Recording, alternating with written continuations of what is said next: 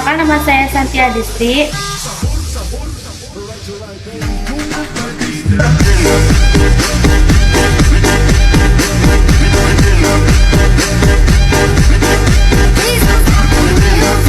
Hai, perkenalkan nama saya Erni.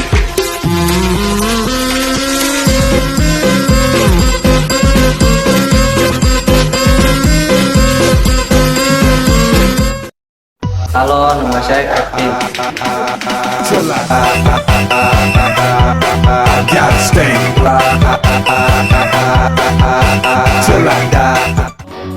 Halo, nama saya Muhammad Ali Firman.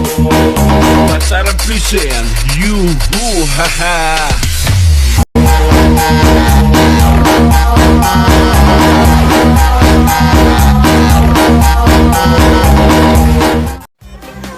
Halo, nama saya Jajang Mulyana Sidik.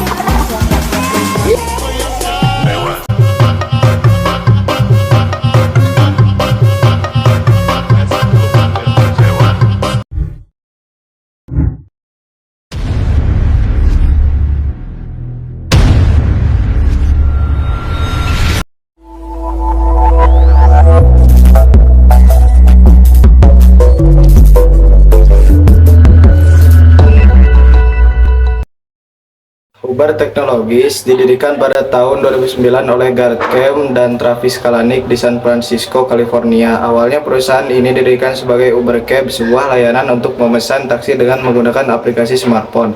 Ide ini muncul dari pengalaman pribadi Gareth Camp yang kesulitan mendapat taksi di San Francisco. Perkembangan awal. Pada tahun 2010, Uber mulai beroperasi di San Francisco dengan armada mobil mewah yang dikenal sebagai Black Car Service. Konsep ini menarik perhatian konsumen yang menginginkan layanan transportasi yang lebih nyaman dan mewah dibandingkan taksi biasa. Setelah mendapatkan pendanaan awal, Uber mulai berkembang ke kota-kota lain di Amerika Serikat. Ekspansi global. Pada tahun 2011, Uber mengubah namanya menjadi Uber dan memperluas layanan ke Paris yang menjadi langkah pertama ekspansi internasional perusahaan. Setelah itu, Uber dengan cepat memperluas operasinya ke berbagai kota besar di seluruh dunia termasuk London, Sydney, dan Tokyo. Mereka juga memperkenalkan layanan baru seperti UberX yang memungkinkan pengemudi dengan mobil biasa untuk bergabung dengan platform sehingga menurunkan biaya layanan dan menjadikannya lebih terjangkau bagi lebih banyak konsumen. Konversi dan tantangan. Selama ekspansinya, Uber menghadapi berbagai tantangan hukum dan regulasi di berbagai negara. Banyak otoritas transportasi dan serikat pekerja taksi menentang model bisnis Uber yang dianggap mengancam industri taksi tradisional. Selain itu, Uber juga menghadapi kritik terkait kondisi kerja pengemudi, harga yang bervariasi, dan masalah keamanan. Pemimpinan. Pada tahun 2017, Travis Kalanick mengundurkan diri dari posisinya sebagai CEO setelah tekanan dari investor yang dipicu oleh berbagai kontroversi termasuk tuduhan pelecehan seksual di tempat kerja dan budaya perusahaan yang toksik. Kalanick digantikan oleh Dara Khosrowshahi yang sebelumnya adalah CEO Expedia. Khosrowshahi kemudian fokus pada perbaikan citra perusahaan, memperbaiki hubungan dengan regulator, dan mempersiapkan perusahaan untuk go publik. Verifikasi layanan. Pada Mei 2019, Uber akhirnya melakukan penawaran umum perdana IPO di Bursa Efek New York.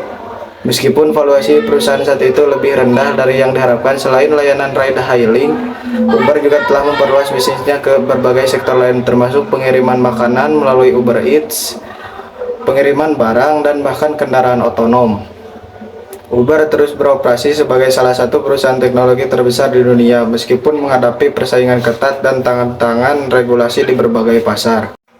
Krisis sumber daya manusia di Uber mencerminkan berbagai tantangan yang dihadapi perusahaan dalam mengelola karyawan dan pengemudi di tengah ekspansi global yang pesat dan perubahan kepemimpinan. Berikut adalah uraian lengkap tentang permasalahan krisis DM yang pernah dialami oleh Uber. 1. Budaya perusahaan yang bermasalah. Lingkungan kerja yang beracun. Pada awal 2017, mantan engineer Uber Susan Fowler menulis blog yang mengungkapkan adanya diskriminasi gender, pelecehan seksual, dan kegagalan manajemen dalam menangani keluhan karyawan di perusahaan. Ini memicu investigasi internal dan eksternal yang mengungkapkan budaya kerja yang bermasalah, termasuk toleransi terhadap perilaku tidak etis dan tekanan ekstrim pada karyawan untuk mencapai target ambisius. Kepemimpinan yang kontroversial, CEO saat itu Travis Kalanick dikenal sebagai pemimpin yang agresif dan tidak segan-segan mengambil resiko yang turut menciptakan budaya perusahaan yang keras dan kompetitif. Ini akhirnya menyebabkan krisis kepercayaan di antara karyawan dan investor. 2. Isu dengan pengemudi. Hubungan yang terganggu dengan pengemudi. Uber menggunakan model bisnis yang memperkerjakan pengemudi sebagai kontraktor independen, bukan sebagai karyawan tetap.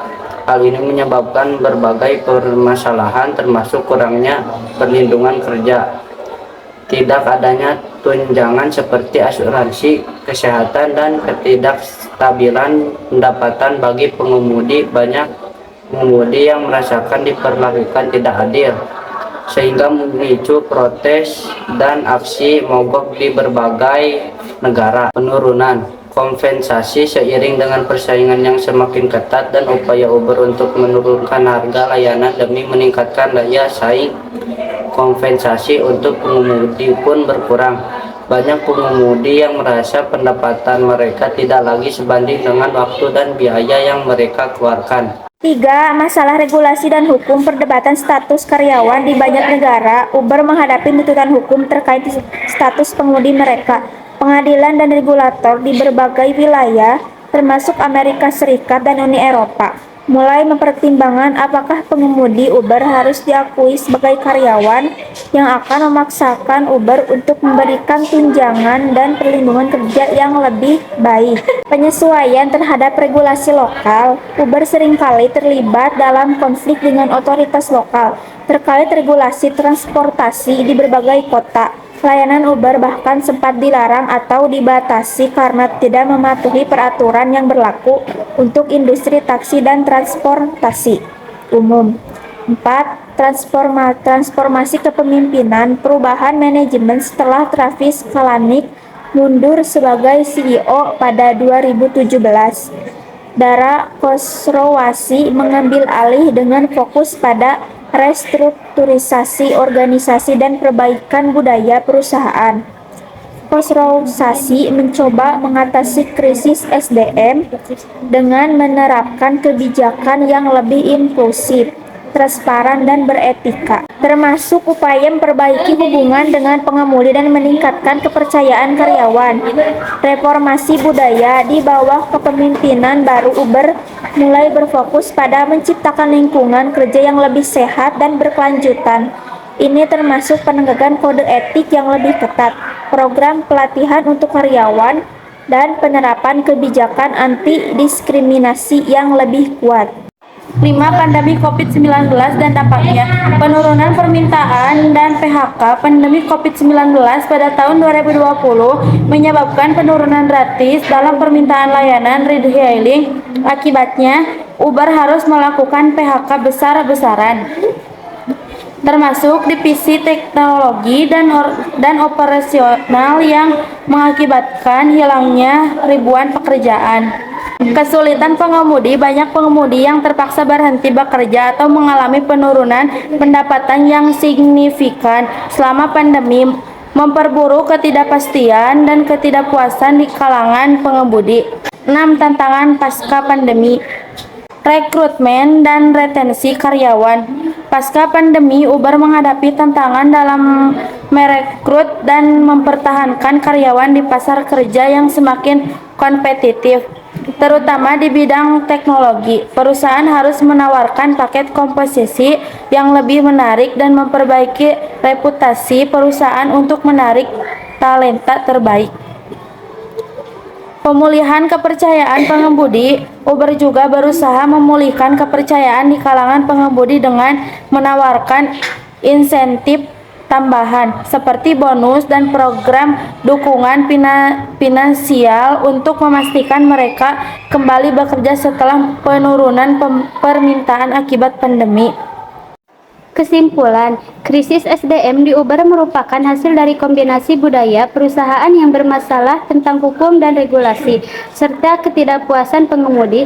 Perusahaan telah berusaha melakukan perbaikan signifikan di bawah kepemimpinan baru, tetapi tetap menghadapi tantangan besar dalam memastikan lingkungan kerja yang adil dan berkelanjutan bagi semua pihak yang terlibat. Solusi mengatasi krisis SDM di Uber memerlukan pendekatan yang komprehensif, melibatkan perubahan budaya, restrukturisasi manajemen, serta inovasi dalam kebijakan dan praktik SDM.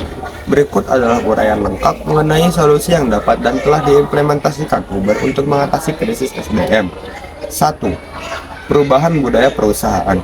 Membangun lingkungan kerja yang inklusif. Salah satu langkah pertama dan paling penting adalah mengubah budaya perusahaan menjadi lebih inklusif dan beragam. Uber telah mengambil langkah untuk mengatasi masalah pelecehan seksual dan diskriminasi dengan memperkenalkan kebijakan nol toleransi dan meluncurkan program pelatihan untuk karyawan dan manajemen. Mempromosikan kepemimpinan yang etis. Dengan mengganti Travis Kalanick dengan Derek Kosofsky sebagai CEO, Uber mulai menggeser fokus dari pertumbuhan agresif ke pendekatan yang lebih etis dan berkelanjutan. Kosofsky berfokus pada transparansi, akuntabilitas, dan mempromosikan nilai-nilai perusahaan yang lebih sehat. Meningkatkan komunikasi internal. Meningkatkan komunikasi antar departemen dan dengan manajemen adalah langkah penting untuk memastikan bahwa karyawan merasa didengar dan dihargai. Ini termasuk forum terbuka, sesi town hall, dan mekanik umpan balik yang memungkinkan karyawan menyampaikan kekhawatiran mereka secara langsung. 2. Reformasi manajemen kepemimpinan. Restrukturisasi manajemen Uber telah merestrukturisasi tim manajemennya untuk memastikan adanya kepemimpinan yang kompeten dan berpengalaman di setiap tingkat organisasi. Peningkatan pemimpin baru di departemen kunci membantu memperbaiki proses pengambilan keputusan dan mendorong inovasi dalam manajemen SDM. Pengembangan program kepemimpinan. Untuk mengatasi masalah dalam pengembangan karir, Uber mulai menawarkan program pelatihan dan pengembangan kepemimpinan untuk manajer dan calon pemimpin. Program ini dirancang untuk menciptakan pemimpin yang lebih empatik, berwawasan luas, dan mampu mengelola tim secara efektif. 3. Peningkatan rekrutmen dan retensi. Fokus pada keseimbangan kerja dan kehidupan. Salah satu cara untuk meningkatkan retensi adalah dengan fokus pada keseimbangan kerja dan kehidupan, work-life balance. Uber telah mulai menawarkan fleksibilitas kerja, cuti yang lebih baik, dan kebijakan kesehatan mental untuk memastikan karyawan tidak mengalami burnout. Proses rekrutmen yang lebih inklusif. Uber juga memperbarui proses rekrutmen mereka untuk memastikan 3. Peningkatan rekrutmen dan retenal. Fokus pada keseimbangan kerja dan kehidupan. Salah satu cara untuk meningkatkan retensi adalah dengan fokus pada keseimbangan kerja dan kehidupan atau work-life balance. Uber telah mulai menawarkan fleksibilitas kerja, cuti yang lebih baik, dan kebijakan kesehatan mental untuk memastikan karyawan tidak mengalami burnout. Proses rekrutmen yang lebih inklusif. Uber juga memperbarui proses rekrutmen mereka untuk memastikan keberagaman dalam tenaga kerja. Mereka berusaha menarik talenta dari berbagai latar belakang, memastikan bahwa proses seleksi tidak bisa dan memberikan peluang yang adil bagi semua kandidat. Paket kompensasi yang kompetitif. Uber telah meninjau ulang paket kompensasi mereka untuk memastikan bahwa mereka kompetitif di pasar dan sesuai dengan nilai pekerjaan karyawan. Ini termasuk gaji yang lebih baik, bonus saham perusahaan, serta manfaat tambahan seperti asuransi kesehatan dan tunjangan pensiun. 4. Penguatan kebijakan SDM. Kebijakan anti pelecehan dan diskriminasi. Uber telah memperkenalkan kebijakan yang lebih ketat dan lebih jelas untuk mencegah pelecehan dan diskriminasi di tempat kerja. Kebijakan ini mencakup prosedur pelaporan yang aman dan tindakan disipliner yang tegas untuk memastikan bahwa setiap insiden ditangani dengan serius. Program kesehatan mental dan kesejahteraan. Mengakui pentingnya kesehatan mental, Uber telah melancarkan program kesejahteraan yang mencakup konseling, pelatihan kesejahteraan mental, dan cuti untuk keperluan pribadi. Program ini membantu karyawan menjaga keseimbangan emosional dan fisik, pengembangan karir dan promosi. Uber telah memperkuat program pengembangan karir dan promosi untuk memastikan karyawan memiliki jalur yang jelas untuk maju dalam karir mereka. Ini termasuk program monitoring, pelatihan keterampilan, dan peluang rotasi pekerjaan. 5. Meningkatkan citra dan reputasi perusahaan. Transparansi dan akuntabilitas publik. Untuk memulihkan reputasi, Uber mulai mengambil langkah-langkah transparan dalam laporan keuangan, kebijakan SDM, dan komunikasi publik. Mereka juga meningkatkan keterlibatan dengan media dan komunitas untuk menunjukkan komitmen mereka terhadap perusahaan positif. Inisiatif tanggung jawab sosial perusahaan atau CSR. Uber telah meningkatkan upaya CSR mereka, termasuk inisiatif keberlanjutan dengan lingkungan, kontribusi terhadap komunikasi lokal, dan program-program untuk mendukung keberagaman dan inklusi. Kesimpulannya ini memberikan gambaran singkat namun komprehensif tentang perjalanan Uber, tantangan yang dihadapinya, dan bagaimana perusahaan tersebut berusaha mengatasi masalah internal untuk terus berkembang.